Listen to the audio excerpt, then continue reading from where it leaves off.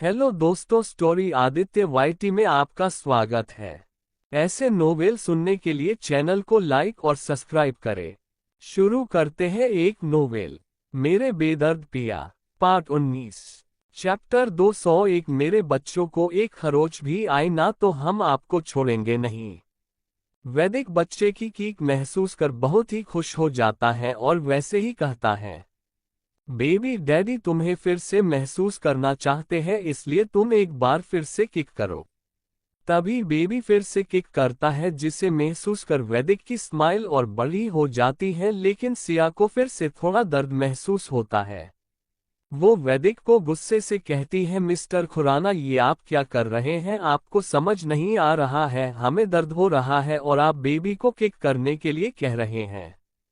सिया की बात सुनकर वैदिक उसे जवाब देते हुए कहता है, जान, तुमने ही तो कहा कि बच्चे जब किक करते हैं तो इससे पता चलता है कि उनकी हेल्थ अच्छी है, तो मैं बस वही चेक कर रहा हूँ। उसने इतना ही कहा था कि तभी बेबी फिर से किक करता है, जिसे देखकर वैदिक सिया के हाथ को अपने हाथ में पकड़कर उसके पेट पर रखता है और उसे शांत रहने का इशारा करता है। कुछ देर बीत जाता है, तभी बेबी किक करता है, जिसे सिया और वैदिक दोनों ही साथ में महसूस करते हैं। सिया अपना दर्द भूलकर अपने और वैदिक के हाथ को देखती है, फिर खुशी से चमक रहे वैदिक के चेहरे को देखती है, जिसे देख वो अपने मन में कहती है, आप ये सब क्यों कर रहे हैं वैदिक जी? क्या आप सच में बदल रहे हैं या फिर दिखाया कर रहे हैं बदलने का? कहीं आप इसलिए तो ये सब नहीं कर रहे हैं कि कल के बाद से हमारा 9वां महीना शुरू हो जाएगा और फिर कुछ ही दिनों बाद डिलीवरी भी हो जाएगी, उसके बाद आप हमसे हमारे दोनों बच्चे दूर कर दे? यही कारण तो नहीं है ना आपके इस केयर के पीछे? अगर ऐसा है तो आप भूल जाएगा, हम ऐसा कुछ भी होने देंगे। आपने हमारे साथ जो भी किया हमने सब सहन कर लिया, लेकिन मेरे बच्चों को एक खरोच भी आए ना तो हम आपको छोड़ेंगे नहीं। इतना कह वो फिर से वैदिक को देखती है, तभी वैदिक उसे देखकर कहता है, जान, तुम बहुत ज्यादा सोचती हो, ऐसा कुछ भी नहीं है जैसा तुम सोच रही हो। फिर वो अपनी जगह से उठकर सिया के बिल्कुल पास जाके अपने होठों से सिया के गालों को छूते हुए उसके कान तक जाता है और बहुत ही डीप वॉइस में एक एक शब्दों पर जोर देते हुए कहता है, जान, मैं चाहता ही नहीं हूँ कि तुम मुझे कभी छोड़ो। फिर उसके ईयर लॉब पर किस करके सिया के नीली आंखों में अपनी हेजल ग्रीन आंखों से देखते हुए आगे कहता है, जान, तुम मुझे हमेशा पकड़ कर रख सकती हो, मुझे कोई प्रॉब्लम नहीं है। इतना कह वैदिक अपनी एक आंख सिया को मारता है। सिया उसे अपने इतने पास देखकर पहले जहां नर्वस हो गई थी कि उसकी बातें क्या वैदिक ने सुन लिया था, लेकिन जैसे ही वो वैदिक की सारी बातें सुनती है, वो गुस्से से वैदिक को धक्का देकर दूर करते हुए कहती है, हमें ना आपके पास जाना है और ना ही आपको अपने पास लाना है, हम जैसे भी है अपने हाल में बहुत खुश हैं। एक और बात मिस्टर खुराना, हमने पहले भी कहा था आपसे, आज एक बार और कह रहे हैं, आप हमसे दूर रहिए, जैसे आप पहले थे वैसे ही रहिए, आपको बदलने की जरूरत नहीं है। फिर वैदिक के कालर को पकड़कर बिल्कुल अपने पास कर उसकी आंखों में देखते हुए कहती है, आप चाहे जो भी कर लीजिए, हम आपको कभी माफ नहीं करेंगे उसके लिए जो आपने हमारे साथ किया है। इतना कह वो वैदिक के कालर को छोड़ देती है। वैदिक जो सिया की सारी बातें बहुत ध्यान से सुन रहा था, वो एक डेविल स्माइल करता है, फिर सिया से कहता है, जान, सच कहूं तो तुम्हारी यही अदाएं तो मुझे और भी तुम्हारे करीब आने के लिए मजबूर करती हैं, ऊपर से तुम्हारा ये गुस्सा, उफ, इसे तो मैं क्या ही कहूं, ये तो मेरे दिल पर सीधे वार करता है। फिर वो सिया के कान में कहता है, जान, तुम्हारी ये फड़फड़ाती पलके समुद्र जैसी नीली आंखों को मैं जब भी देखता हूं तो मुझे इनमें डूबने का मन करता है। फिर सिया के होठों को छूते हुए कहता है, तुम्हारे ये होठ जान मुझे हमेशा बहकने पर मजबूर करते हैं, ऊपर से तुम्हारी ये मुस्कान जो हमारे दिल पर खंजर का काम करती है, तुम्हारी एक मुस्कान ही हमें घायल करने के लिए बहुत है जान। सिया वैदिक के मुंह से ये सारी बातें सुनकर उससे कहती है, आपको शर्म नहीं आ रही है हमसे फ्लर्टिंग करते हुए? सिया की बात सुनकर वैदिक अपने होठों पर शैतानी मुस्कान लिए अपनी मदहोश करने वाली आवाज में कहता है, जान, मैं तुमसे फ्लर्ट नहीं करूंगा तो किससे करूंगा? फिर सिया को एक आंख मारते हुए कहता है, अगर मुझे शर्म आई होती तो आज तुम्हारे पेट में बच्चे नहीं होते हैं। जान, इतना कह वैदिक सिया के पेट पर बहुत ही सीडेक्टिव तरीके से अपनी उंगलियों को फेरता है। उसके ऐसा करते ही सिया की सांस जैसे उसके हलक में आ गई हो और उसका पूरा चेहरा भी लाल हो गया था। वैदिक की बात सुनकर अब ये तो सिया ही जानती थी कि ये सब गुस्से से लाल हुआ है या शर्म से लाल हुआ है। वैदिक सिया के लाल हो चुके चेहरे को देखते हुए कहता है, जान, तुम्हारे चेहरे को क्या हो गया? ये इतना लाल क्यों नजर आ रहा है? उसकी बात सुन सिया पहले तो सकपका जाती है, क्योंकि वो बिल्कुल नहीं चाहती थी कि वैदिक को पता चले कि उसका चेहरा उसकी बेशर्मी से भरी बातों को सुन के शर्म से लाल हुआ है। लेकिन सिया खुद को नॉर्मल कर गुस्से से कहती है, हमें आपके ऊपर बहुत गुस्सा आ रहा है, इसलिए ऐसा हुआ है, क्योंकि हम आपकी तरह बेशर्म नहीं है। इतना कह वो उसे साइड करते हुए कहती है, अब आप हटिए, हमें नींद आ रही है। इतना कह वो अच्छे से लेट जाती है। उसे ऐसे देखकर वैदिक इस बार कुछ भी नहीं कहता है। वो झुककर सिया के पेट पर एक लाइट किस करते हुए धीरे से कहता है, बेबी, मम्मी को अब परेशान मत करना, वो सोने जा रही है, इसलिए तुम लोग भी आराम करो। वैदिक जैसे ही ये कहकर सिया के पेट पर हाथ रखता है, वैसे ही बेबी किक करता है, जैसे वो वैदिक को बताना चाहता हो, ठीक है, हम अब ऐसा ही करेंगे, जिसे महसूस कर वैदिक भी स्माइल करता है।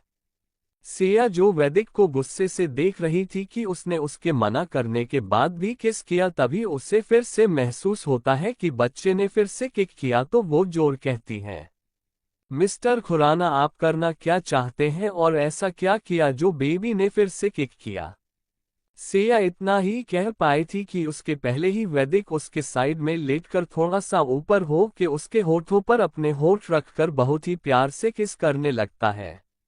सिया वैदिक के अचानक से ऐसा करने से आगे कुछ बोल ही नहीं पाती है। वो वैदिक को खुद से दूर करने के लिए अपने हाथों से उसके सीने पर धक्का देने जाती है, लेकिन वैदिक शायद इसके लिए पहले से ही तैयार था, इसलिए बीचने में ही उसके दोनों हाथों को अपने एक हाथ से पकड़कर सर के ऊपर बेड से लगा देता है और अपने दूसरे हाथ से सिया के सर को पकड़ लेता है ताकि सिया अपना सर हिला न सके।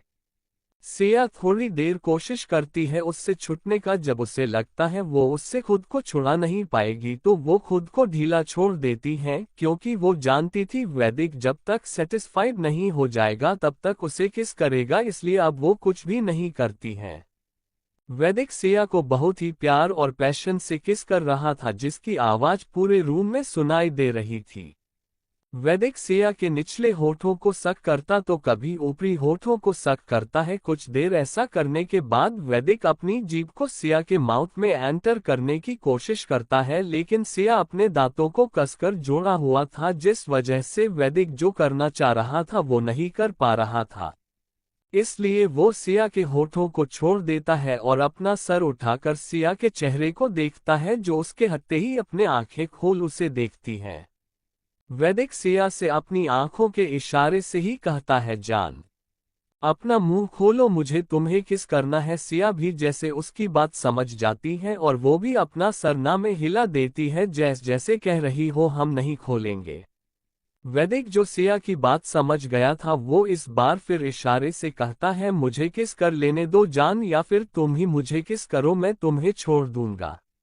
नहीं तो सोच लो एक बार फिर से, मैं आगे जो करूंगा उसका ब्लेम तुम मुझे नहीं कर सकती हो, इसलिए अभी भी एक मौका दे रहा हूं, मेरी बात मान जाओ। सिया वैदिक को इग्नोर करते हुए अपनी आंखें बंद कर अपना सर घुमा के सोने का नाटक करती है, जिसे देखकर वैदिक अपने मन में कहता है, जान, तुम ये सही नहीं कर रही हो, मैंने तो बस एक किस मांगी थी, तुमने वो भी नहीं दिया, लेकिन मैं भी वैदिक खुराना हूं, मैं भी किस लेके ही सोऊंगा। इतना कहकर वैदिक एक बार फिर से सिया के होठों पर अपने होठ रखकर उन्हें किस करने लगता है, लेकिन सिया इस बार कुछ रिएक्ट नहीं करती है, वैसे ही रहती है। वैदिक सिया के होठों पर किस करते हुए ही मन में मन डेविल स्माइल करते हुए अपने एक हाथ को धीरे से सिया के सर से हटा देता है। जिसे महसूस कर सिया को लगता है वैदिक ने अब हार मान ली है और वो अब उसे किस नहीं कर पाएगा, लेकिन तभी उसकी आंखें हैरानी से खुल जाती हैं और उसी के साथ उसके मुंह से एक आह की भी आवाज निकलती है, क्योंकि वैदिक अपने हाथ को वहां से हटाकर सिया के सीने पर जोर से प्रेस करता है, जिसे महसूस कर सिया का शरीर सिहर जाता है, जिसके चलते वो आह भरती है और उसकी आंखें भी हैरानी से खुल जाती है। साथ ही साथ उसका पूरा माइंड ही ब्लैंक हो जाता है, जिसका फायदा उठाकर वैदिक तुरंत अपनी जीभ सिया के मुंह में एंटर कर सिया के मुंह के हर कोने का अपनी जीभ से स्वाद लेने लगता है और उसकी जीभ से खेलने लगता है। वैदिक अपने हाथ को सिया के सीने से दूर कर सिया की आंखों पर रख उसकी आंखों को बंद करता है और साथ ही अपनी आंखों को बंद कर सिया को फ्रेंच किस करते हुए महसूस करने लगता है। वैदिक सिया को बहुत ही डीप और पैशनेटली किस कर रहा था। थोड़ी देर बाद सिया को सांस लेने में दिक्कत होने लगती है, जिस वजह से वो अपने होश में आती है और अपना सर हिलाने लगती है, लेकिन उसे नहीं छोड़ता है। 5 मिनट और किस करने के बाद जब वैदिक सेटिस्फाइड हो जाता है तो वो सिया के होठों पर बाइट करते हुए उसे छोड़ देता है और अपना माथा सिया के माथे से जोड़कर गहरी सांस लेने लगता है। वैदिक के छोड़ते ही सिया भी बहुत तेज तेज सांसें लेने लगती है, जिस वजह से उसका सीना भी ऊपर नीचे होने लगता है, जिसे वैदिक भी महसूस कर पा रहा था। वैदिक खुद को नॉर्मल कर सिया के बालों को सहलाते हुए धीमे से कहता है, जान, आराम आराम से सांसें लो, कहकर वो सिया के हाथों को छोड़ देता है। सिया कुछ देर बाद खुद को नॉर्मल कर अपनी आंखें खोल गुस्से से वैदिक को देखती है, जो उसे ही देख रहा था, जिसे देखकर वो वैदिक को जोर से धक्का देती है, जिससे वैदिक संभल नहीं पाता है और वो उसके बगल में लेट जाता है। उसके बाद सिया जल्दी से अपने होठों को अपने हाथ से साफ करते हुए करवट बदलने लगती है, जिसे देखकर वैदिक तुरंत सिया को अपनी बाहों में भर लेता है और उसे करवट नहीं लेने देता है। वैदिक सिया से कहता है, जान, क्या तुम बच्चों को हट करना चाहती हो जो करवट लेके के सोने जा रही थी। उसकी बात सुनकर सिया को भी याद आता है कि वो इस तरह से नहीं सो सकती है और अपने गुस्से में वो क्या करने जा रही थी। उसके बाद सिया अच्छे से लेट जाती है और अपनी आंखें बंद कर लेती है, लेकिन उसके चेहरे पर इस वक्त गुस्सा साफ साफ दिखाई दे रहा था और वो इस तरह से बहुत क्यूट भी लग रही थी। वैदिक सिया को देखकर धीरे से उसके कान में कहता है, जान, मैंने तो तुम्हें पहले ही कहा था जो होगा उसकी जिम्मेदार तुम खुद होगी, तो अब गुस्सा छोड़कर आराम से सो जाओ, बहुत रात हो गई है। सिया वैदिक के बात का कोई जवाब नहीं देती है, जिसे देखकर वैदिक भी अब बिना कुछ कहे सिया को अपने बाहों में भरे लेते हुए उसके चेहरे को देखने लगता है और ऐसे ही न जाने दोनों ही रात के किस पहर सो जाते हैं, उन्हें भी कुछ पता नहीं चलता है। चैप्टर 202 नहीं, ऐसा नहीं हो सकता, ऐसा सिर्फ हमारे सपने में ही हो सकता है। अगली सुबह के 6 बजने में 1 मिनट बाकी था, तभी वैदिक के डोर पर कोई नॉक करता है, जिसकी आवाज सुनकर वैदिक की नींद तुरंत खुल जाती है। वो जैसे ही अपनी आंखें खोलता है तो उसे सिया का मासूम सा सोता हुआ चेहरा नजर आता है, जिसे देख के उसके होठों पर मुस्कान खिल जाती है। तभी एक बार फिर से डोर के नॉक होने की आवाज आती है। वैदिक फिर बहुत आराम से सिया के सर के नीचे से अपना एक हाथ निकालता है और साथ ही इस बात का भी ध्यान रखता है कि सिया की नींद ना खुले। वैदिक बेड से उठकर जाता है और डोर ओपन करता है तो उसे डोर पर सुमन जी दिखाई देती है, जो अपने हाथ में वैदिक की सुबह की कॉफी लिए खड़ी थी। सुमन जी को देखकर वैदिक कुछ कहता उसके पहले ही सुमन जी कॉफी उसके सामने कर देती हैं, जिसे देखकर वैदिक भी बिना कुछ कहे कॉफी उनके हाथ से ले लेता है और फिर वो जैसे ही उन्हें थैंक्स कहने वाला होता है, उसके पहले ही सुमन जी बिना कुछ कहे वहां से चली जाती है। वैदिक उन्हें जाते हुए देखकर अपने मन में कहता है, मॉम, मैं आपकी नाराजगी जल्द ही खत्म कर दूंगा और आप भी मुझसे पहले के जैसे बात करने लगेंगी। वैदिक ऐसा इसलिए कहता है क्योंकि सुमन जी वैदिक से बहुत नाराज थी। उन्हें वैदिक का सिया के साथ इस तरह से व्यवहार करना पसंद नहीं आता था, इसलिए सुमन जी ने वैदिक से उसकी शादी के बाद बात करना बंद कर दिया था। शुरू में उन्होंने ने कोशिश की थी, लेकिन जब उन्हें लगा वो कुछ नहीं कर सकती है तो उन्होंने वैदिक से बात करना बंद कर दिया था और तब से लेके वो आज तक उससे बात नहीं करती है।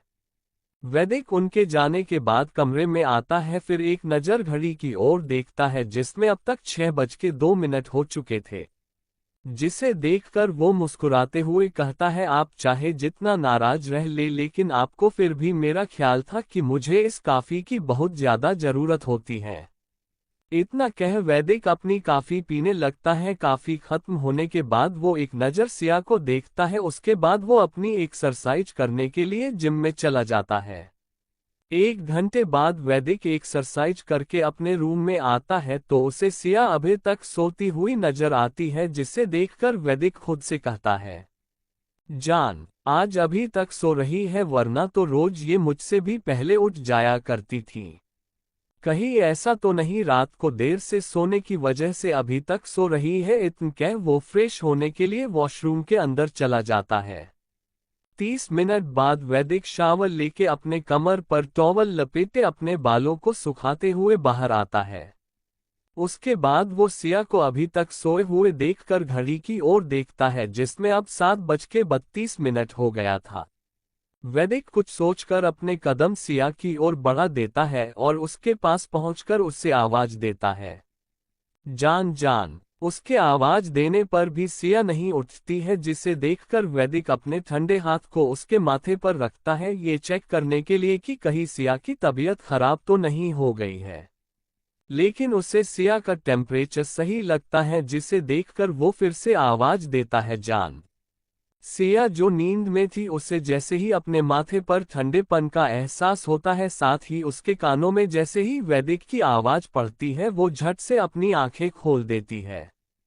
तो उसे वैदिक का चेहरा दिखाई देता है, जिसे देखकर वो नींद में ही बुदबुदाती है, क्या हम सपना देख रहे हैं कि वैदिक जी हमसे पहले उठ गए हैं और अब हमें जगा रहे हैं। इतना कह वो खुद से ही जवाब देते हुए कहती है, नहीं ऐसा नहीं हो सकता, ऐसा सिर्फ हमारे सपने में ही हो सकता है। इतना कह वो फिर से अपनी आंखें बंद करके सो जाती हैं। उसकी बात सुनकर वैदिक एक नज़र सिया को देखता है, फिर खुद को देखते हुए कहता है, पर मैं तो सच में जान को उठा रहा हूं, तो ये सपना कैसे हो गया। इतना कह वो इस बार थोड़ी तेज आवाज में सिया को बुलाता है, जान। उसकी तेज आवाज सुनकर इस बार सिया को पूरी नींद ही फुर हो जाती है और वो झट से अपनी आंखें खोलती है तो उसे इस बात वैदिक फिर से दिखाई देता है, जो हल्का सा झुके हुए उसके माथे पर अपना एक हाथ रखे हुए था। सिया वैदिक के चेहरे को देखते हुए मन में कहती है, इसका मतलब हम सपना नहीं देख रहे थे। इतना कह फिर से वैदिक को ऊपर से लेके नीचे तक देखती है। जैसे ही उसकी नज़र वैदिक की बॉडी पर जाती है तो वो समझ जाती है कि वैदिक ने शावर ले लिया है, जिसे देख वो बड़बड़ाती है, आज सूरज किधर से निकला है जो ये हमसे पहले उठ भी गए हैं और इतनी सुबह सुबह शावर भी ले लिए। वैदिक सिया का बड़बड़ाना सुनकर कहता है, जान सूरज तो वहीं से आज भी निकला है जहां से रोज निकलता है, लेकिन मैं जल्दी नहीं उठा हूं, मैं तो टाइम से ही उठा हूं, बस आज तुम्हें ही देर हो गई है। उसकी बात सुनकर सिया उसे घूरते हुए कहती है, ये हो ही नहीं सकता है। उसकी बात सुनकर वैदिक इस बार बिना कुछ बोले सिया का फेस घड़ी की ओर घुमाकर उसे टाइम देखने का इशारा करता है। सिया जैसे ही टाइम देखती है उसकी आंखें हैरानी से बड़ी बड़ी हो जाती है और उसी तरह से कहती है, हम इतनी देर तक कैसे सो सकते हैं, अभी सबका टाइम हो जाएगा ब्रेकफास्ट करने का और हम अभी तक यही है, हमें जल्दी से जाकर बनाना होगा। उसकी बात सुनकर वैदिक अपने दांत पिस लेता है, क्योंकि उसने सिया को समझाया था कि उसे अब कुछ नहीं करना है, बस रूम में रहकर आराम करना है। इतना कह सिया जल्दी जल्दी बेड से उठने लगती है, जिसे देखकर वैदिक अपनी आंखें कसकर बंद कर लेता है अपने गुस्से को कंट्रोल करने के लिए। फिर तुरंत अपनी आंखें खोलकर सिया के हाथ को पकड़ लेता है, जो बेड से उठकर बस जाने वाली ही थी। वैदिक के हाथ पकड़ने से सिया उसे देखने लगती है तो वैदिक एक एक शब्दों पर जोर देते हुए कहता है, जान तुम्हें कुछ भी करने की कोई जरूरत नहीं है, अब से तुम्हें बस इस कमरे में आराम करना है और तुम सीढ़ियों का भी यूज नहीं करोगी। तुम्हें जब भी नीचे जाना हो या नीचे से यहाँ आना हो तो तुम लिफ्ट का यूज करोगी। उसकी बात सुनकर सिया भी रूखे भाव से कहती है, और हम ऐसा क्यों करें, हम ऐसा नहीं करेंगे। उसकी बात सुनकर वैदिक सिया से कहता है, मैं इस बात पर और बहस नहीं करना चाहता हूँ। तुम ऐसा नहीं करोगी ना। उसकी बात सुनकर सिया हमें अपना सर हिला देती है, जिसे देखकर वैदिक कुछ सोचने लगता है। फिर डेविल स्माइल करते हुए सिया से कहता है, जान, तुम चाहो या ना चाहो तुम्हें ये सब करना होगा, क्योंकि मैं तुम्हें ऑर्डर देता हूँ ये सब करने के लिए। इतना कह वो सिया का हाथ छोड़ते हुए कहता है, जान, अब जाओ, तैयार हो जाओ। उसकी इस बात को सुनकर अब सिया भी कुछ नहीं कहती है और हमेशा की तरह सबसे पहले अपने कपड़े को लेने के लिए क्लोजेट रूम की ओर चल देती है, जिसे देखकर वैदिक सिया की बैग देखते हुए कहता है, जान अंदर जाओ, अंदर तुम्हारा सरप्राइज इंतजार कर रहा है। चैप्टर 203 ऑप्शन खुद हमारे सामने चल कर आएगा। सिया जैसे ही क्लोजेट रूम में पहुंचती है तो वो हैरान हो जाती है और चारों ओर घूमकर क्लोजेट रूम को देखने लगती है और ऐसे ही देखते हुए कहती है, हमारी अलमीरा कहाँ गई है, कल तक तो यही थी। सिया इतना कह फिर से देखने लगती है। वैदिक सिया के पीछे ही जो क्लोजेट रूम में आया था वो सिया को देखता है, जो बहुत ध्यान से हर तरफ देख रही थी।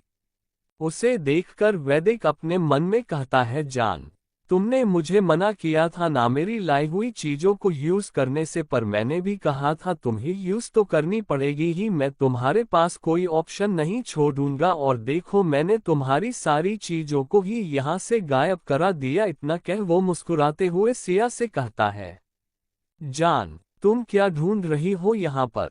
सिया जो इधर उधर सब जगह अपने चीजों को देख रही थी, उसकी आवाज सुनकर वो उसके पास आती है और उससे कहती है, यहाँ पर हमारी चीजें थी, वो कहाँ गए। उसकी बात सुनकर वैदिक नॉर्मली कहता है, ओ हाँ थी तो, लेकिन मैंने उन्हें यहाँ से बाहर निकालने के लिए कह दिया था।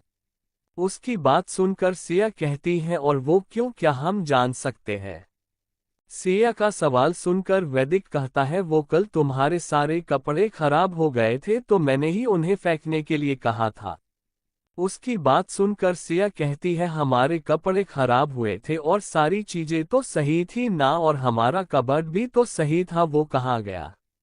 मैंने उसे भी बाहर निकलवा दिया क्योंकि वो भी खराब हो गया था, और तुम्हारी जो चीजें सही थी मैंने उसे तुम्हारे क्लोजेट रूम में रखवा दिया है। और एक आखिरी बात, अब से तुम वही चीजें यूज करोगी, वैदिक कहता है। उसकी बात सुनकर सिया गुस्से से कहती है, हम नहीं छूने वाले आपकी लाई हुई चीजें, आप कुछ भी कर लीजिए। इतना कह वो गुस्से से वैदिक को घूरने लगती है। वैदिक उसकी बातों को इग्नोर करते हुए आगे कहता है, जान, अब तुम्हारे पास कोई ऑप्शन नहीं बचा है, अब तुम ऐसे ही तो नहीं रहेगी पूरा दिन। उसकी बात सुनकर सिया उसे जवाब देते हुए कहती है, हमें पूरा दिन या पूरा साल भी ऐसे ही एक कपड़े में रहना पड़ा तो भी हम रह लेंगे, लेकिन आपकी लाई एक भी चीजों को हाथ नहीं लगाएंगे। और क्या ऑप्शन नहीं है इसके अलावा। आप रुकिए, अभी ऑप्शन खुद चल के हमारे पास आएगा और आप देखते रह जाएंगे। इतना कह वो जोर से चिल्लाती है, आह। फिर अपने पैर पटकते हुए क्लोजेट रूम में से निकल जाती है। उसे जाते हुए देखकर वैदिक मुस्कुराते हुए कहता है, जिद्दी भी है। फिर अपने बालों में हाथ फेरते हुए कहता है, अब वैदिक खुराना की बीवी है तो जिद तो होगी ही उसके अंदर। इतना कह वो अपने पहनने के लिए कपड़े देखने लगता है। सिया रूम में जैसे ही आती है वो गुस्से से इधर उधर चक्कर काटते हुए गुस्से से कहती है, वैदिक जी कुछ भी कर ले, हम उनकी एक भी चीजों को यूज नहीं करने वाले। फिर खुद को देखते हुए कहती है, कहने को तो हमने कह दिया, हम इसी तरह से रह लेंगे, और ऑप्शन तो ऐसे बोल के आए हैं जैसे हम बहुत बड़े 30 मार खा है। फिर रोनी सी सूरत बना के कहती है, लेकिन अब हम क्या करें। कुछ देर बाद सिया अभी यही सोच ही रही थी कि तभी उसके रूम में हमेशा की तरह बिना बताए चित्रांग अपने हाथों में कई सारे पॉली बैग लेके आ टपकता है। सिया चित्रांग को देखकर उससे पूछती, चित्र आप यहाँ क्या कर रहे हैं, हमने आपको मना किया था ना यहाँ आने के लिए, अभी आप यहाँ से जाए नहीं तो हम आपको कुछ उल्टा सीधा सुना देंगे, क्योंकि हमारा दिमाग बहुत खराब है और हमें गुस्सा भी आ रहा है। उसकी बात सुनकर चित्रांग सिया से कहता है, सिस्टर ये आपके लिए। इतना कह वो अपने लाए हुए पॉली बैग सिया के सामने कर देता है।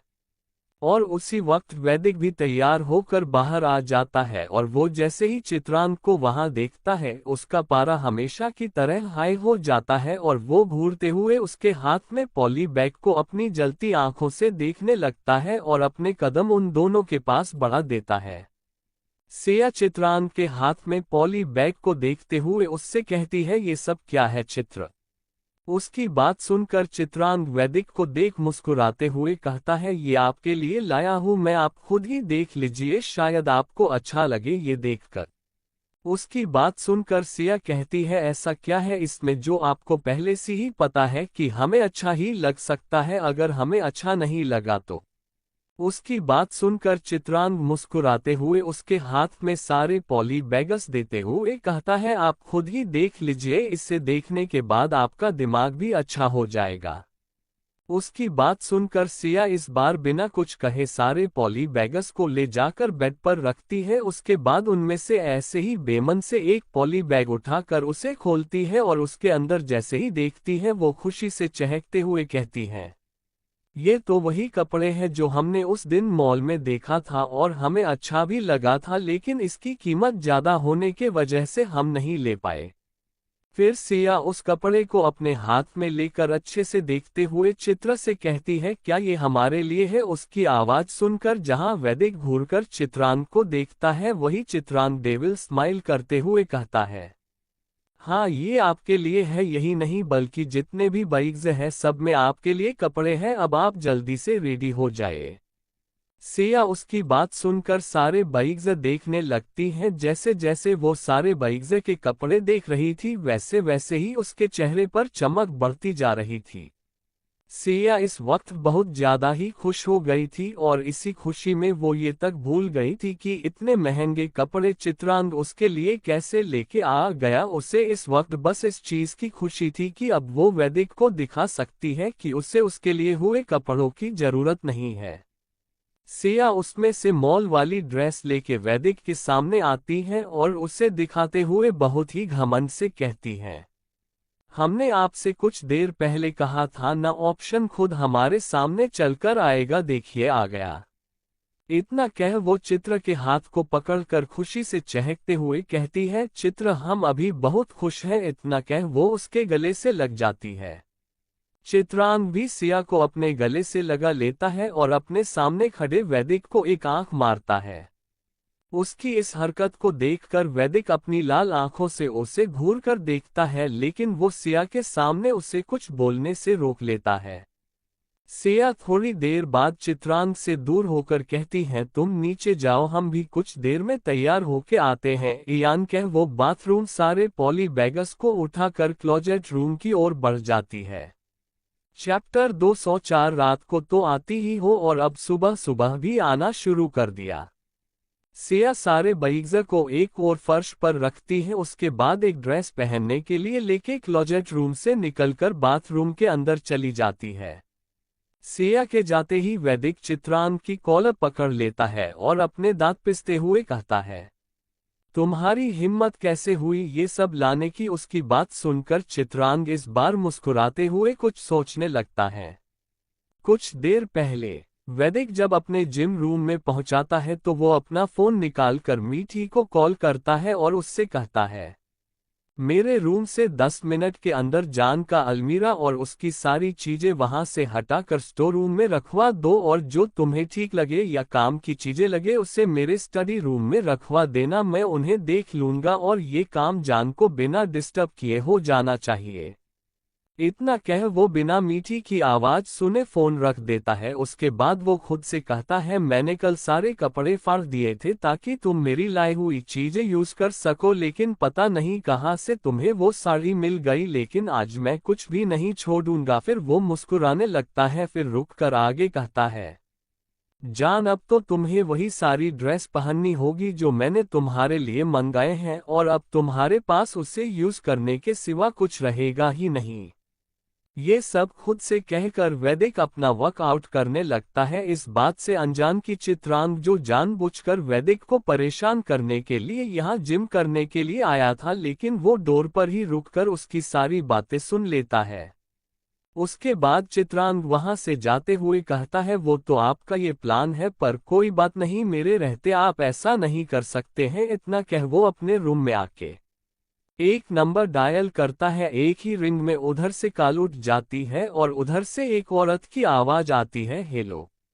जिसे सुनकर चित्रांग थोड़े रिस्पेक्ट के साथ कहता है, आंट आपसे कुछ काम था। उसकी बात सुनकर उधर से चित्रांग की आंट कहती है, बोलिए। जिसे सुनकर चित्रांग जल्दी से कहता है, आपको तो सिस्टर का साइज तो पता ही होगा, आई मीन वो किस साइज के कपड़े पहनती होगी, तो आप ना अभी के लिए कुछ ड्रेसेस और उसके साथ जो भी उनकी जरूरत की चीजें होंगी वो सारी ओलिवर से यहाँ भिजवा दीजिए, जितना हो सके उतना जल्दी।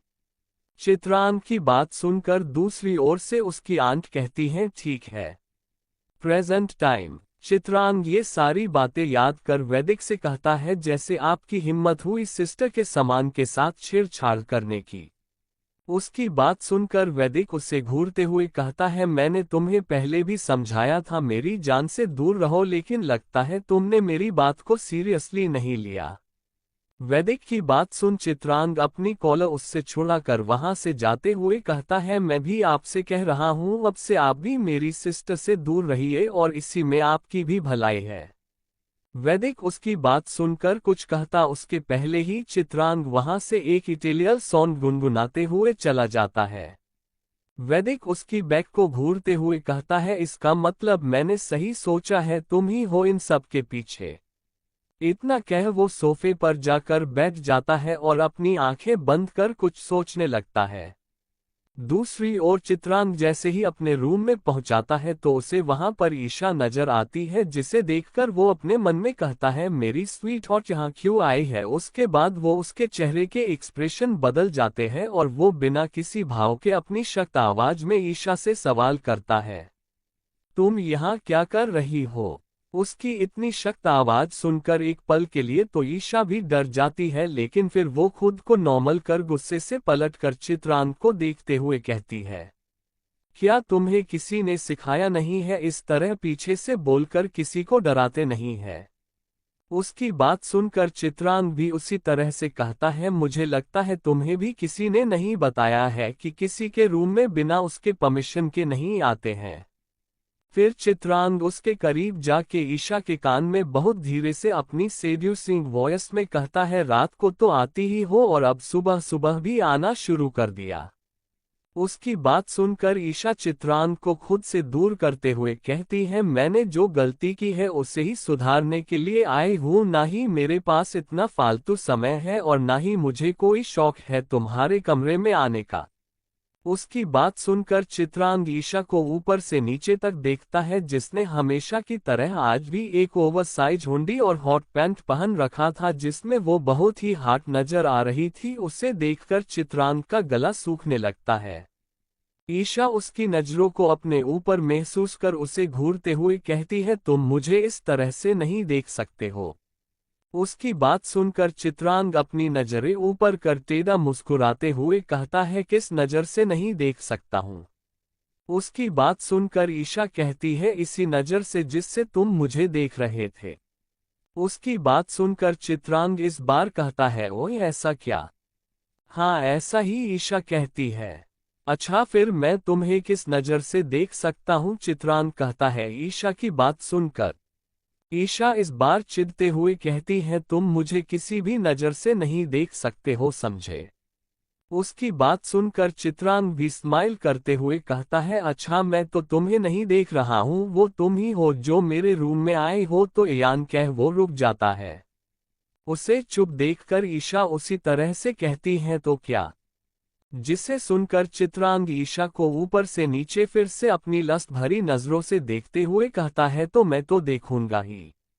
उसकी बात सुनकर और उसकी नजरों में अपने लस्ट देखकर ईशा सकप का जाती है और उसके गाल भी जलने लगते हैं चित्रांग की बात सुनकर।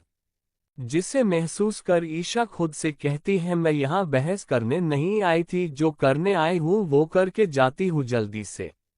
ईशा चित्रांग को देखकर कहती है, मैं इधर उधर की बात नहीं करूंगी, मैं यहाँ तुमसे बात करने आई थी, लेकिन तुम्हारी बात सुनकर मेरा अब मन नहीं है कि मैं तुमसे बात करूं। फिर वहां से जाते हुए कहती है, ब्रेकफास्ट करने के बाहर आ जाना, कोई बहाना बनाकर मैं तुम्हारा वेट करूंगी। इतना कहकर ईशा वहां से चली जाती है। उसके जाने के बाद चित्रांग मुस्कुराते हुए कहता है, स्वीट और तुम सच में बहुत स्वीट हो, और इसलिए ही तो मैं तुम्हें जब जब देखता हूँ मेरा तुम्हें खाने का मन करता है। इतना कह वो बेड पर पीठ के बल लेट जाता है और अपने फोन में गेम खेलने लगता है। चैप्टर 205 रायता। वैदिक का रूम। सिया शावर लेके और अपने कपड़े पहनकर बाथरूम में से बाहर निकलती है। डोर की आवाज सुनकर वैदिक, जो सोफे पर अपनी आंखें बंद किए बैठा हुआ था, वो अपनी आंखें खोलकर उस ओर देखता है, जिसके बाद वैदिक सिया को बिना अपनी पलकें झपकाए एक तक देखता ही रह जाता है। सिया इससे अनजान ड्रेसिंग टेबल की ओर अपने कदम बढ़ा देती है। उसके बाद वो अपने बालों में कंघी करने लगती है। कंघी कर वो हमेशा की तरह सबसे पहले अपनी मांग भारती है, फिर अपने होठों पर लिप बाम लगाती है। उसके बाद आंखों में हल्का सा काजल लगाकर एक नज़र खुद को मिरर में देखकर स्माइल करती है तो उसे सोफे पर बैठा हुआ वैदिक दिखाई देता है, जो उसे ही एक तक देख रहा था। सिया उसे मिरर से देख के भी अनदेखा कर देती है। उसके बाद सिया रूम में से नीचे जाने के लिए निकल जाती है। वैदिक, जो सिया को और उसकी सारी हरकतों को नोटिस कर रहा था, उसे जाते हुए देखकर वो इस बार बिना कुछ कहे अपनी जगह से खड़ा होकर वो भी डोर की ओर अपने कदम बढ़ा देता है।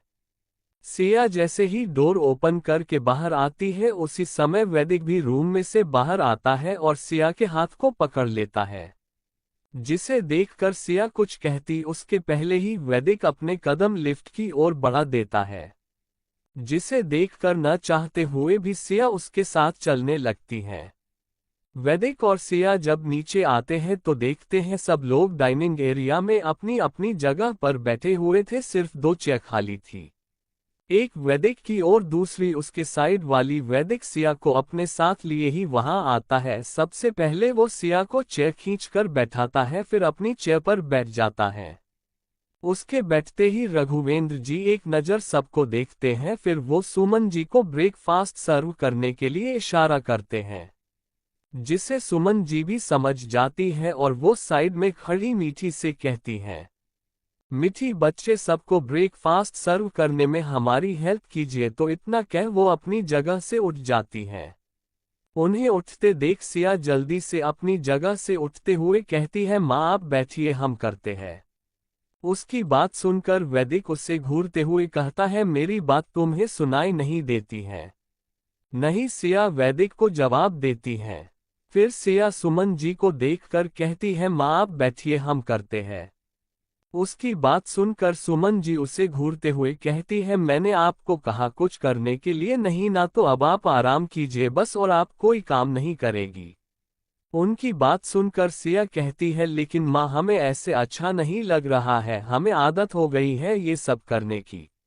उसकी बात सुनकर सुमन जी उसे अपनी आंखें दिखाते हुए कहती है, आदत हो गई है तो आदत बदल लीजिए और चुपचाप से अपनी जगह बैठ जाए, वरना हमसे बुरा कोई नहीं होगा।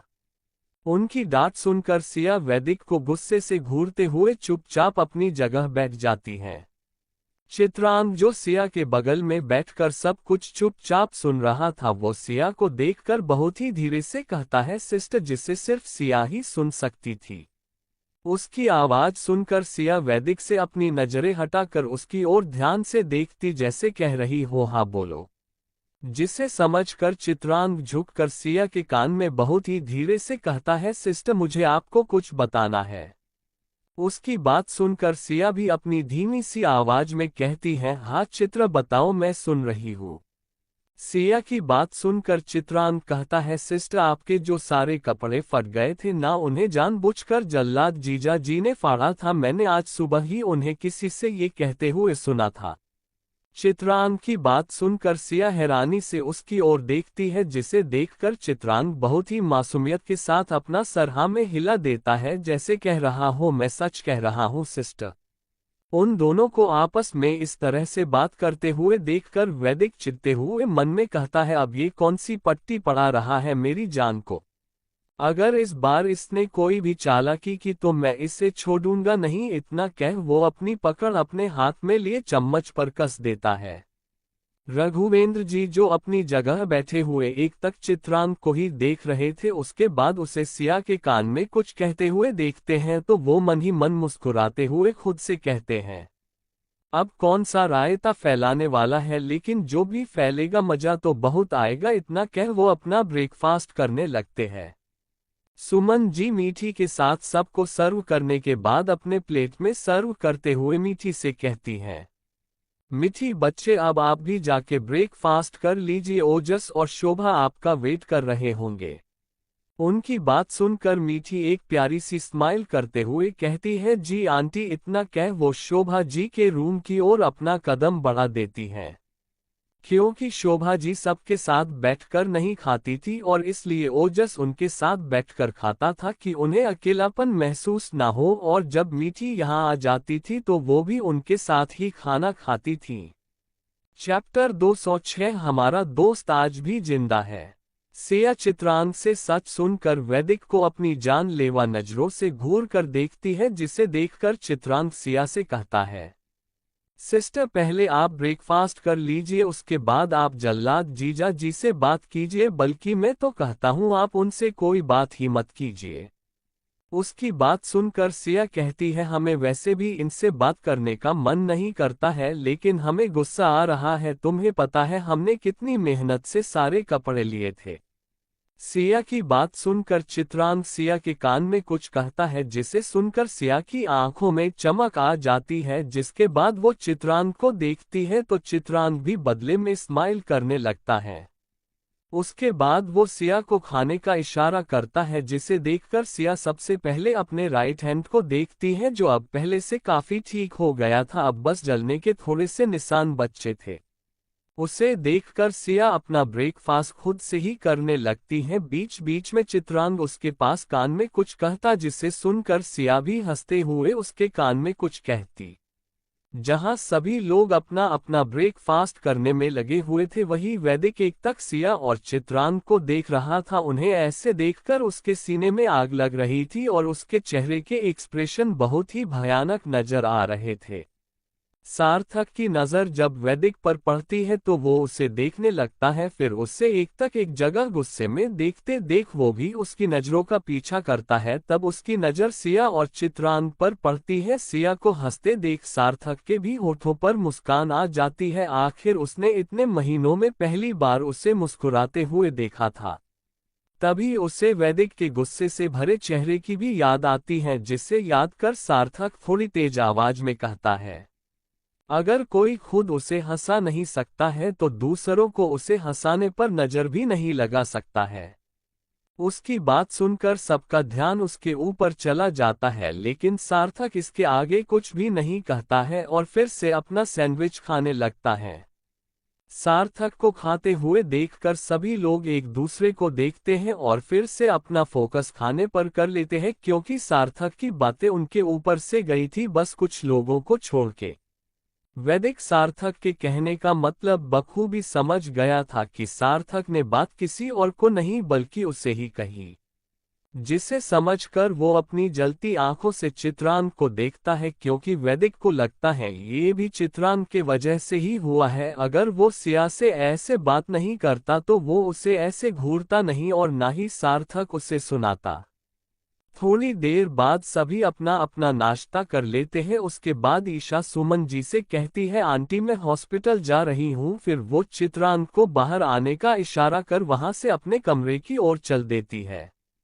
इश्क इशारा समझकर चित्रांग के होठों पर शैतानी मुस्कान खिल जाती है। फिर वो अपने बगल में बैठे जॉनी और पीटर को कुछ इशारा करता है, जिसे देखकर वो दोनों ही इशारे से कुछ कहते हैं। रघुवेंद्र जी सार्थक को देखकर कहते हैं, सार्थक मीटिंग कब है? उनकी बात सुनकर सार्थक कहता है, डैड मीटिंग 11 बजे है, इसलिए मैं सोच रहा हूँ हम लोग यहाँ से 10 बजे के बाद मीटिंग के लिए सीधे होटल ही चलते हैं, उसके बाद वहीं से ऑफिस चले जाएंगे। उसकी बात सुनकर रघुवेंद्र जी अपनी चेयर से उठते हुए हाँ में अपना सर हिला देते हैं। सुमन जी भी एक सर्वेंट को टेबल साफ करने के लिए कहकर रघुवेंद्र जी के पीछे चली जाती हैं। अब वहां केवल सार्थक, दिशा, वैदिक, सिया, वीरपार्थ, चित्रांग, जॉनी और पीटर ही बचे थे।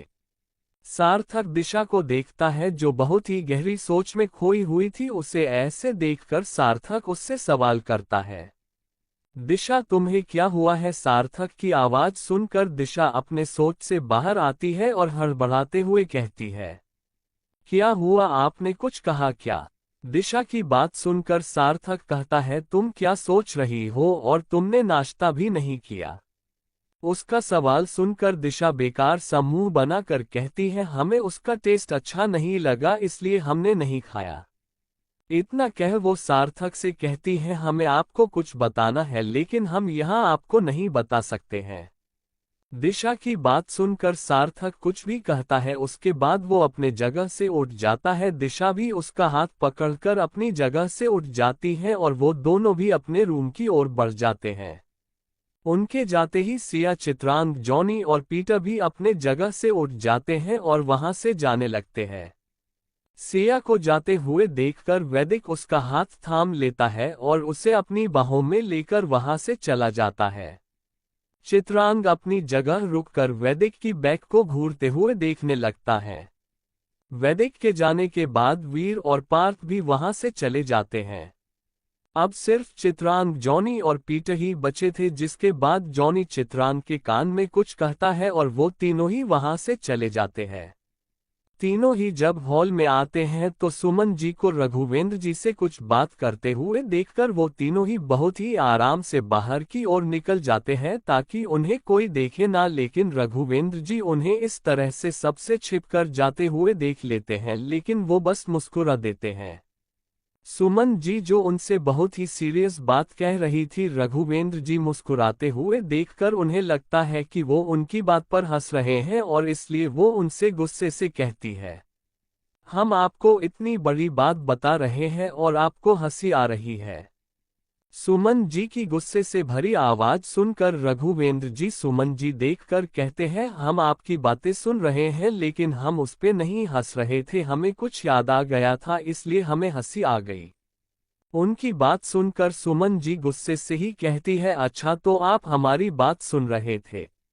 जी बिल्कुल सुन रहे थे, रघुवेंद्र जी कहते हैं। हाँ तो बताए हम क्या कह रहे थे आपसे? सुमन जी रघुवेंद्र जी की बात सुनकर उनसे सवाल पूछती हैं। सुमन जी का सवाल सुनकर रघुवेंद्र जी बहुत ही आराम से उन्हें जवाब देते हुए कहते हैं, आप यही कह रही थी कि कल पार्थ के पुराने घर में आग लग गई है और सब कुछ जल गया। रघुवेंद्र जी ने ये बात कुछ इस तरह से कही थी कि जैसे ये कोई बड़ी नहीं बात है, और उनके इस लहजे को देखकर सुमन जी उन पे गुस्सा करते हुए कहती है, आप तो ऐसे कह रहे हैं जैसे ये कोई छोटी सी बात है, आपको तो इससे कुछ फर्क ही नहीं पड़ रहा है। क्या आप नहीं जानते हैं उस घर को पार्थ ने कितना संजो कर रखा था और वो उसके डैड की आखिरी निशानी थी। सुमन जी की बात सुनकर रघुवेंद्र जी कठोर आवाज में कहते हैं, सुमन आखिरी निशानी उस शख्स की होती है जो मर चुका होता है और हमें अभी भी पूरा यकीन है हमारा दोस्त आज भी जिंदा है और मैं उसे बहुत जल्द ही ढूंढ लूंगा। उनकी बात सुनकर सुमन जी कहती है, आप ढूंढ ही तो रहे हैं उन्हें 19-20 साल से, फिर भी वो अब तक आपको मिले क्यों नहीं? सुमन जी की बात सुनकर रघुवेंद्र जी इस बार कुछ भी नहीं कहते हैं, बस वो अपना सर सोफे से लगाकर अपनी आंखें बंद कर कुछ सोचने लगते हैं। दूसरी ओर चित्रांग जब बाहर जाता है तो ईशा उसे अपनी कार के पास खड़ी दिखाई देती है, जिसे देखकर वो उसके पास जाता है और अपनी डीप वॉइस में उससे सवाल करता है, तुमने मुझे यहाँ क्यों बुलाया? उसकी बात सुनकर ईशा कहती है, कार ड्राइव करने आती है, जिसे सुनकर चित्रांग कहता है, क्या तुमने मुझे यहाँ अपनी कार ड्राइव करने के लिए बुलाया है? तो भूल जाओ, मैं ऐसा कुछ करूँगा। उसकी बात सुनकर ईशा अपने दांत पिसते हुए कहती है, देखो मुझे कार ड्राइव करने नहीं आती है, मुझे तुम्हारे साथ जाना था और मैं नहीं चाहती थी कि कोई मुझे तुम्हारे साथ देखे, इसलिए मैंने ड्राइवर को जाने के लिए कह दिया। उसकी बात सुन चित्रांग ईशा को देखता है और कहता है, मैंने तो तुमसे नहीं कहा था कि मैं तुम्हें अपने साथ लेके जाऊंगा, तो फिर तुम ये कैसे कह सकती हो कि तुम्हें मेरे साथ जाना है? चित्रांग की बात सुनकर ईशा इरिटेट होते हुए कहती है, मिस्टर चित्रा चुपचाप से कार ड्राइव कीजिए और जहां मैं कहती हूं वहां लेके चलिए। इतना कह ईशा अपने कार की कीज उसके ओर फेंक देती है, जिसे चित्रा भी कैच कर लेता है। उसके बाद ईशा जाके बीच वाली सीट पर अपनी आंखें बंद कर बैठ जाती है। Chapter 207 bite. ईशा को बैठे हुए देखकर चित्रांग के होठों पर मुस्कान खिल जाती है, जिसे वो जल्दी छुपा लेता है। फिर वो कुछ दूर पर खड़े जॉनी और पीटर को इशारे में अपने पास बुलाता है। जैसे ही वो दोनों आते हैं, चित्रांग कार की चाबी पीटर को देते हुए दोनों से कहता है, कार में बैठो और जहां पर तुम्हारी लेडी बॉस जाने के लिए कहे वहां लेके चलो। इतना कह वो भी बिना एक पल की और देरी किए बीच वाली सीट का गेट खोल कार में बैठ जाता है। ईशा को जैसे ही ये महसूस होता है कि कोई आके बैठा है तो वो समझ जाती है कि ये कोई और नहीं बल्कि चित्रांग ही होगा, तो वो उसी तरह से अपनी आंखें बंद किए हुए ही कहती है, मैंने तुम्हें यहाँ बैठने के लिए नहीं बोला था, कार ड्राइव करने के लिए बोला था। ईशा इतना ही कहती है कि तभी उसे कार स्टार्ट होने की आवाज आती है, जिसे सुनकर वो झट से अपनी आंखें खोलते हुए कहती है, तुम यहाँ हो तो कार कौन चला रहा है। इतना कह वो जैसे ही आगे देखती है तो उसे ड्राइविंग सीट पर पीटर और उसके बगल में पैसेंजर सीट पर जॉनी बैठा हुआ नजर आता है, जिसे देखकर वो चित्रांग पर भड़कते हुए कहती है, मैंने तुम्हें अकेले आने के लिए कहा था ना, कि अपने चमचों को अपने साथ लेके आने के लिए कहा था। उसकी बात सुनकर चित्रांग ईशा की बात को इग्नोर करते हुए कहता है, क्या तुम्हारी कार में पार्टीशन नहीं है। चित्रांग की बात सुनकर ईशा कहती है, मैंने तुमसे जो पूछा उसका जवाब दो। ईशा की बात सुनकर चित्रांग कहता है, मैंने जो पूछा उसका जवाब दे दो तो मैं भी बता दूंगा। उसकी बात सुनकर ईशा चिढ़ते हुए उसे बता देती है कि है। जैसे ही ईशा की बात खत्म होती है वैसे ही कार का पार्टीशन ऑन हो जाता है, क्योंकि जॉनी अपने बॉस की हर एक बात का मतलब बखूबी समझता था। वो जानता था कि चित्रांग ने बस इसलिए पूछा है ताकि पार्टीशन ऑन हो सके और उसे डायरेक्ट ऑन करने के लिए ना कहना पड़े। पार्टीशन ऑन होते ही ईशा उसे देखते हुए कहती है, ये तुमने क्यों किया। उसकी बात सुनकर चित्रांग मुस्कुराते हुए कहता है, मैंने कहाँ कुछ किया, मैंने तो सिर्फ तुमसे पूछा था।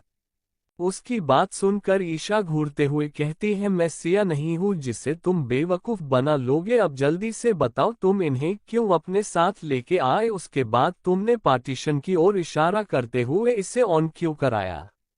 ईशा की बात सुनकर चित्रांग उसे बहुत ही इंटेंस के साथ देखते हुए अपनी लो वॉइस में कहता है, पहली बात, इनके रहते मुझे कार ड्राइव करनी पड़े तो इनका मेरे साथ रहने का क्या फायदा है, और दूसरी बात, मैं अगर इन्हें ना भी ले जाऊं तो भी ये मेरे पीछे चले आते।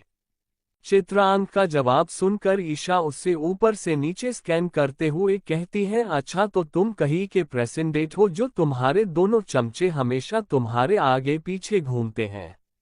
ईशा की बात सुनकर चित्रांग ईशा के कान में झुककर कहता है, कुछ ऐसा ही समझ लो। इतना कह वो ईशा के कान पर किस कर देता है।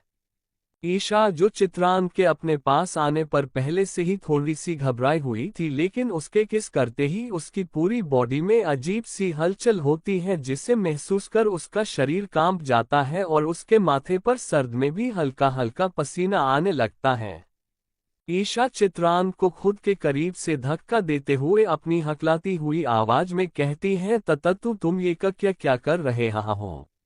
ईशा की बात सुनकर चित्रांग, जो ईशा के धक्का देने से उससे थोड़ा दूर हो गया था, वो ईशा के बहुत करीब जाता है और अपने एक हाथ से उसके दोनों हाथ को पकड़कर झट से उसे उठाकर अपनी गोद में बैठा लेता है। ये सब उसने इतना जल्दी किया था कि ईशा को उसके इरादे समझ ही नहीं आता है, और जब तक उसे कुछ समझ आता है तब तक वो उसके गोद में बैठ चुकी थी। ईशा चित्रांग से कहती है, ये तुम क्या कर रहे हो, छोड़ो मुझे। इतना कह वो उसके गोद में से उठने लगती है। चित्रांग ईशा को उठते हुए देखकर जल्दी से अपने दूसरे हाथ से उसकी कमर पकड़ लेता है और उसे उठने से रोक देता है। उसके ऐसा करने पर ईशा गुस्से से कहती है, तुम मुझे छोड़ रहे हो या नहीं। नहीं, चित्रांग कहता है, मैं आखिरी बार कह रही हूं, तुम मुझे छोड़ रहे हो या नहीं। ईशा कहती है, मैं तुम्हें भी छोड़ रहा, चित्रांग कहता है। छोड़ दो मुझे, नहीं तो तुम्हें पश्चाताप पड़ेगा, ईशा चित्रांग को वार्निंग देते हुए कहती है। लेकिन चित्रांग ईशा को छोड़ने के बजाय और भी कसकर पकड़ लेता है, जिसे देखकर ईशा उसे गुस्से से घूरते हुए कहती है, अब मैं जो करूंगी उसके जिम्मेदार सिर्फ और सिर्फ तुम रहोगे।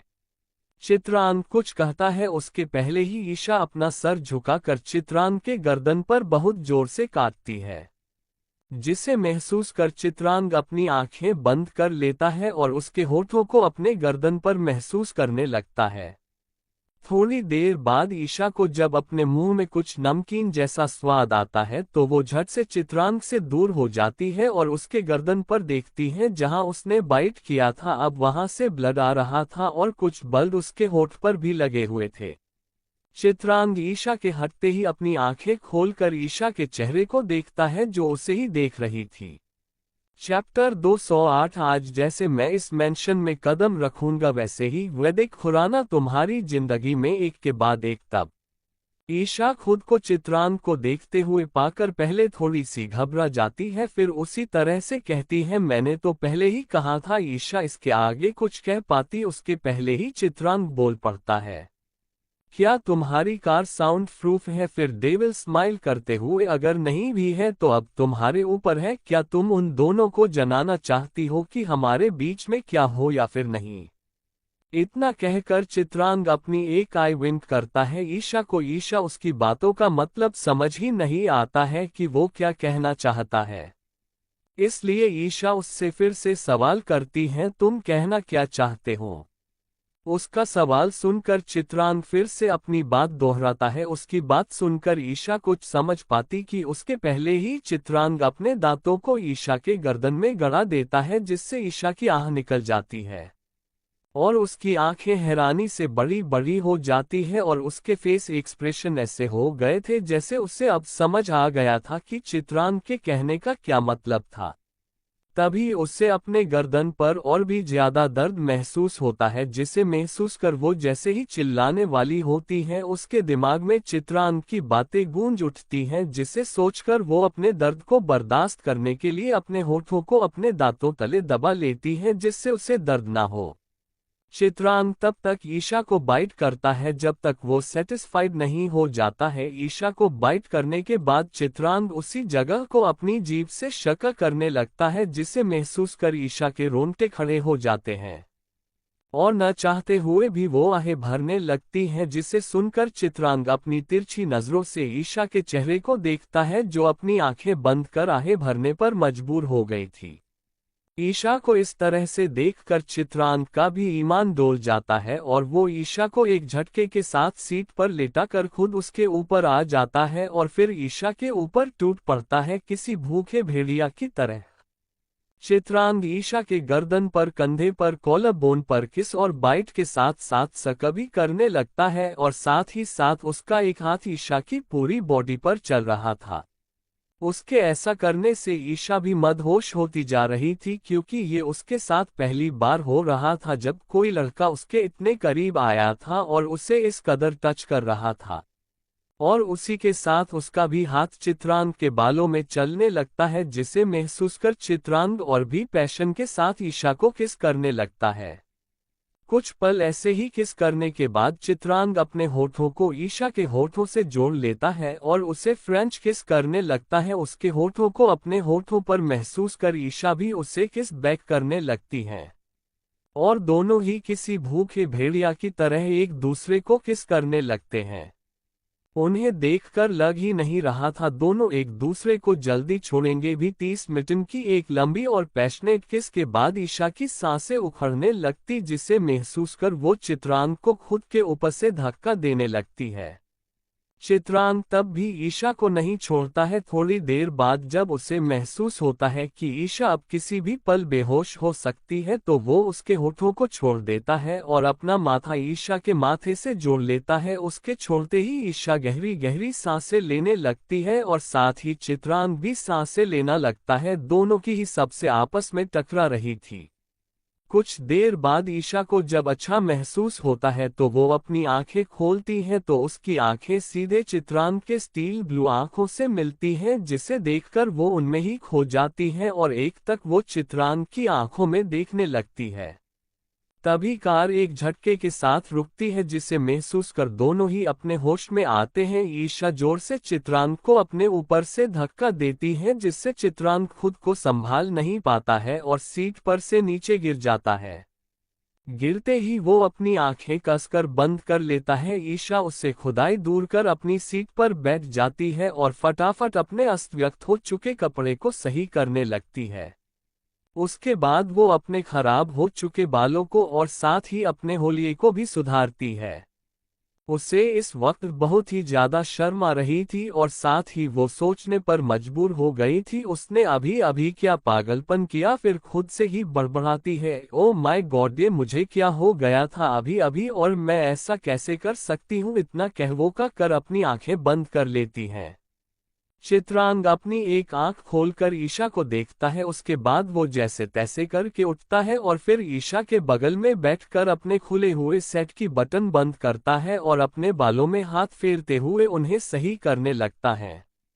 तभी जॉनी कार की विंडोज पर नाक करते हुए कहता है, बॉस हम पहुंच गए। दूसरी ओर खुराना मैंशन में एक बाद एक कई सारी लग्जरी कारें एक कतार में रुकती हैं, जिसमें से कई सारे बॉडीगार्ड्स बाहर निकलते हैं और बीच वाली कार को घेर कर खड़े हो जाते हैं। और तभी एक आदमी बीच वाली कार की आगे वाली सीट से एक शख्स बाहर निकलता है और वो शख्स कोई और नहीं बल्कि राका था। राका कार से बाहर आकर खुराना मैंशन को बहुत ध्यान से देखता है। उसके बाद वो जाके बीच वाली कार का डोर ओपन करता है तो उसमें से एक बहुत ही हैंडसम आदमी बाहर निकलता है और ये कोई और नहीं राका का बॉस था। राका का बॉस खुराना मैंशन को देखते हुए खुद से कहता है, आज जैसे मैं इस मैंशन में कदम रखूंगा वैसे ही वैदिक खुराना तुम्हारी जिंदगी में एक के बाद एक तबाही लेके आऊंगा। इतना कह वो डेविल स्माइल करते हुए अपना कदम मैंशन के अंदर बढ़ाने लगता है और उसी के साथ राका भी उस शख्स के पीछे मुस्कुराते हुए अंदर की ओर चलने लगता है। चैप्टर 209 आपसे भी ज्यादा हॉट लड़के देखे हैं मैंने। चित्रांग और ईशा की शादी। वैदिक का रूम। ब्रेकफास्ट करने के बाद वैदिक सिया को लेके रूम में आता है। वो उसे उसकी दवा देता है, जिसे सिया बिना कुछ कहे चुप लेके खा लेती है। उसके बाद वैदिक सिया को बेड पर अच्छे से लेटा देता है और फिर खुद जाके सोफे पर बैठकर अपना लैपटॉप ओपन कर अपना काम करने लगता है। लेकिन वैदिक का ध्यान अपने काम से ज्यादा सिया के ऊपर था। सिया कुछ देर ऐसे ही बैठी रहती है, फिर वो उठकर बेड के सिरहाने से अपनी बैक लगा कर बैठ जाती है और फिर अपनी चोर नजरों से वैदिक को देखती है, जो अपने काम में एकदम मसरूफ था। उसे देखकर सिया जल्दी से उस पर से अपनी नजरें फेर लेती है। उसके बाद वो घड़ी में टाइम देखती है, फिर अपने मन में कहती है, क्या आज वैदिक जी को अपने ऑफिस नहीं जाना है जो ये अभी तक यही बैठे हैं। फिर कुछ सोचकर आगे कहती है, अगर वैदिक जी यहाँ से नहीं गए तो मैं अपना काम कैसे करूंगी जो चित्र ने करने के लिए कहा है। सिया जैसे जैसे ये सब कह रही थी वैसे वैसे ही उसके फेस एक्सप्रेशन बनते और बिगड़ते जा रहे थे, जिसमें वो एक पल के लिए फनी तो एक पल के लिए बहुत ही क्यूट तो दूसरे ही पल उसके चेहरे पर टेंशन वाले भाव आ जाते और कुछ ही पल में उसके चेहरे पर गुस्सा छा जाता। और इन्हीं सारे एक्सप्रेशन के साथ वो आगे कहती है, इनके रहते अगर मैंने कुछ भी किया तो मैं आराम से पकड़ी जाऊंगी। फिर थोड़ा सा चिढ़ते हुए कहती है, अब मैं क्या करूं, मुझे कैसे भी करके ये काम करना ही होगा, तभी मेरा बदला पूरा होगा। सिया ये बात कुछ इस तरह से कहती है जैसे वो कोई जंग लड़ने जा रही हो और उसे किसी भी कीमत पर ये जंग जीतना ही है। इतना कह वो गुस्से से भरा चेहरा बनाकर वैदिक को देखती है। वैदिक जो बस दिखाने के लिए काम कर रहा था, लेकिन उसका पूरा ध्यान सिर्फ सिया पर ही था। वो सिया के हर बनते बिगड़ते एक्सप्रेशन को बहुत ही अच्छी तरह से नोटिस कर रहा था, जिसे नोटिस कर वो अपने मन में कहता है, जान के दिमाग में क्या चल रहा है और वो मुझे इतने गुस्से से क्यों देख रही है। मैंने तो अभी कुछ ऐसा किया भी नहीं है कि उसे मुझ पर गुस्सा आए। फिर वो मुझे इतना कह वो आज सुबह से अभी तक क्या क्या हुआ था सब कुछ सोचने लगता है। फिर कुछ सोचकर वो अपनी मुट्ठी कसकर बंद करते हुए कहता है, कहीं ये सब कुछ उस लड़के के वजह से तो नहीं हो रहा है। इतना कह वो सिया को देखता है जो बिना किसी भाव के एक तक उसे ही देख रही थी। खुद को सिया के इस तरह से देखने से वैदिक की मुट्ठी ढीली हो जाती है और उसके होठों की मुस्कान गहरी हो जाती है, जिसे देखकर साफ पता चल रहा था कि उसके दिमाग में कुछ जरूर चल रहा है। वैदिक डेविल स्माइल करते हुए ही सिया को ऊपर से लेके नीचे तक स्कैन करता है, फिर खुद से कहता है, इस बार ये चित्र के बच्चे को मैं छोड़ूंगा नहीं। कोई कितना भी चालाक क्यों ना हो, कोई न कोई गलती जरूर करता है। अब मैं इसे इसी के तरीके से जाके सामने एक पोज करूंगा कि ये गरीब होने का दिखावा करता है, लेकिन रियल में ऐसा कुछ भी नहीं है। ये सब कहते हुए उसके होठों की मुस्कान और भी गहरी हो जाती है। फिर वो सिया के प्यारे से चेहरे को देखता है तो पाता है सिया अभी भी उसे ही बिना अपनी पलकें झपकाए एक तक देख रही थी।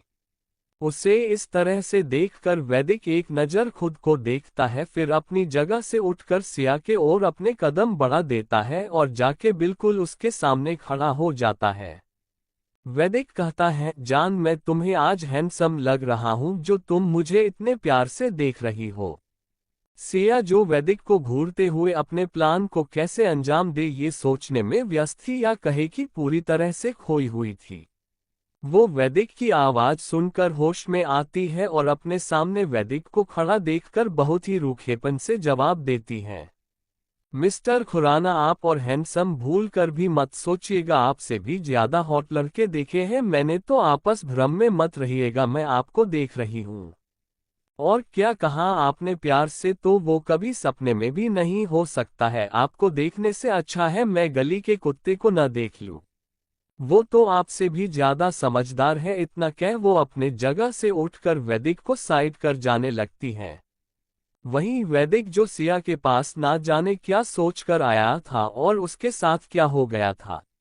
सिया जो ये जानकर गुस्से में थी कि वैदिक ने उसके सारे कपड़े जानबूझकर फाड़े और उसे अब किसी तरह से वैदिक से बदला लेना है, और सोच में वो अंदर ही अंदर गुस्से से उबल रही थी और उसी के चलते उसने वैदिक को क्या कह दिया था उसे भी इस बात का अंदाजा नहीं था।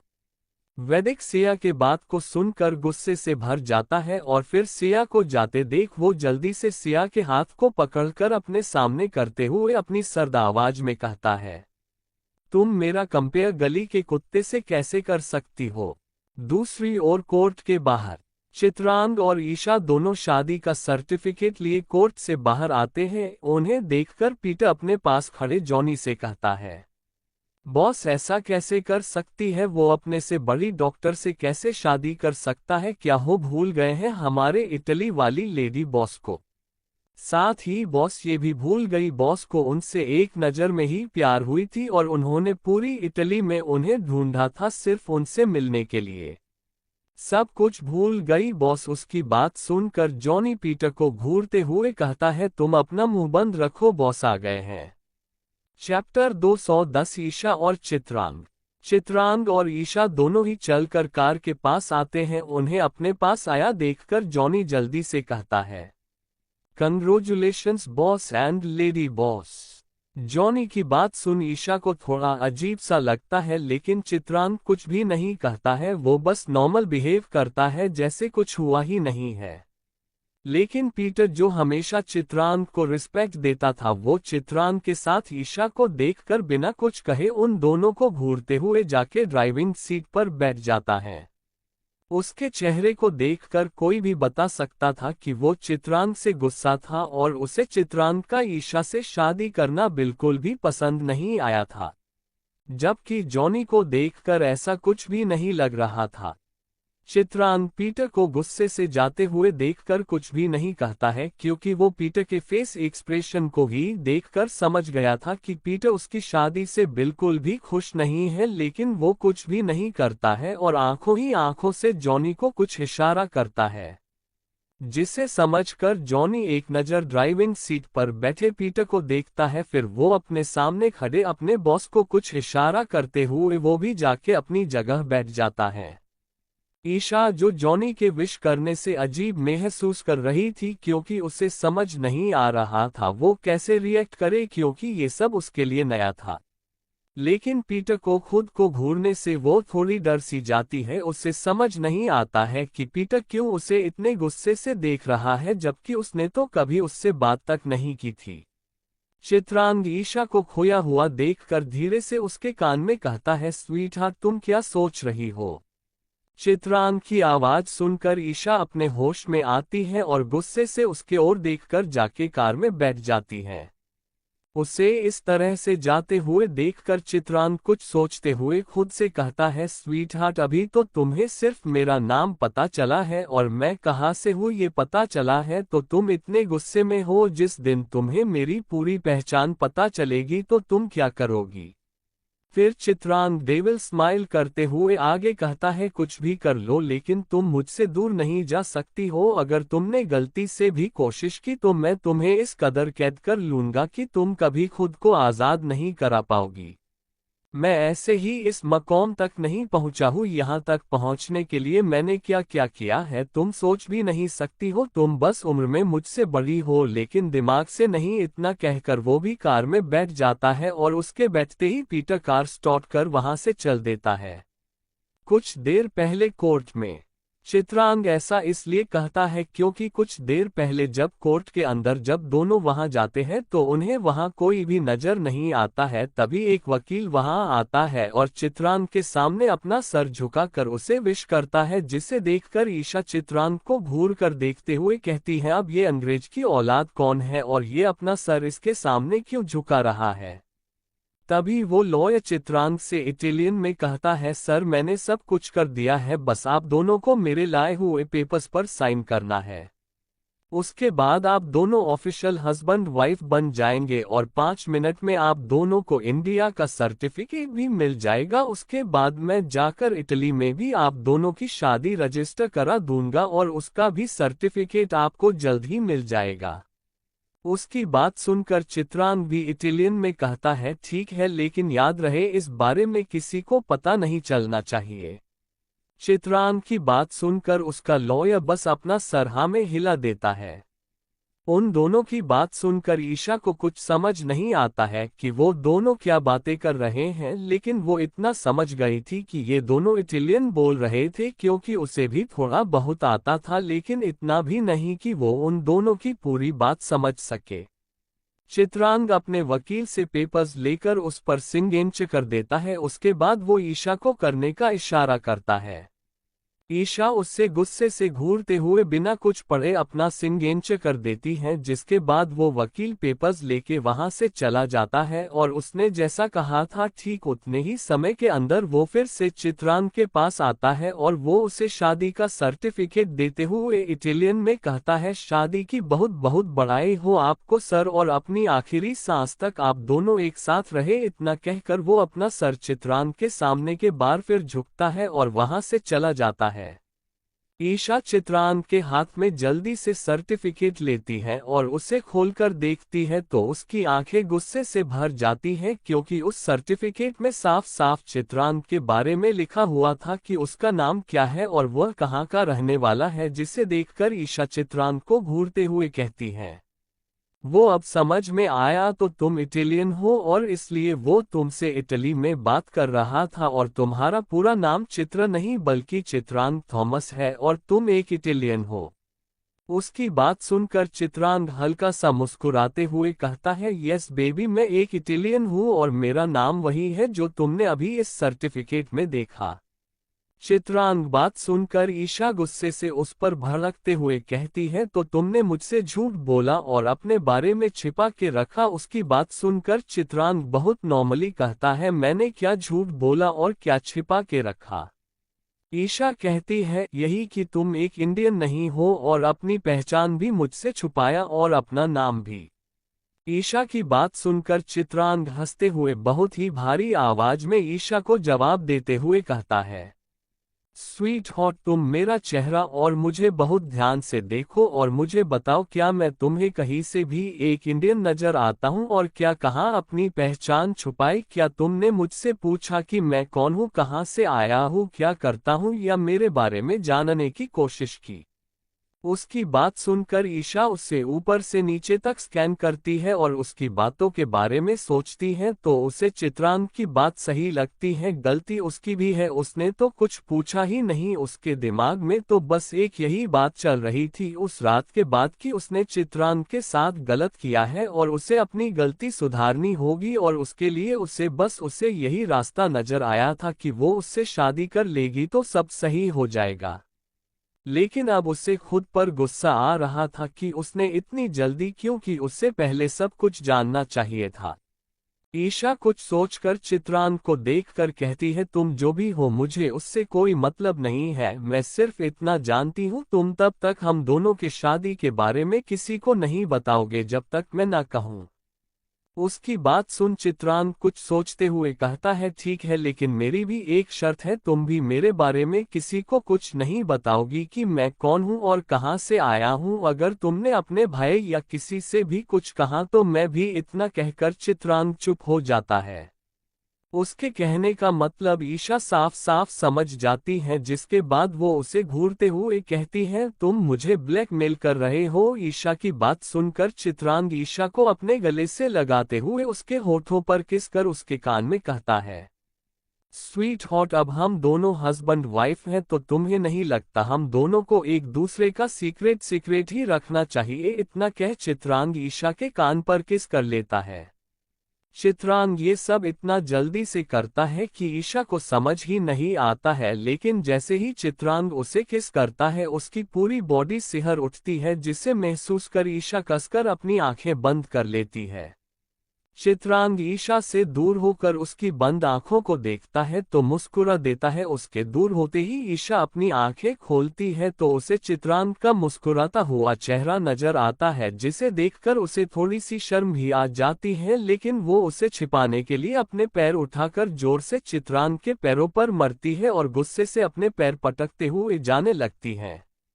चित्रांग को ईशा के मारने पर अपने पैरों पर थोड़ा सा दर्द होता है, जिसे महसूस कर वो अपने पैर को उठाकर जाती हुई ईशा को देखता है।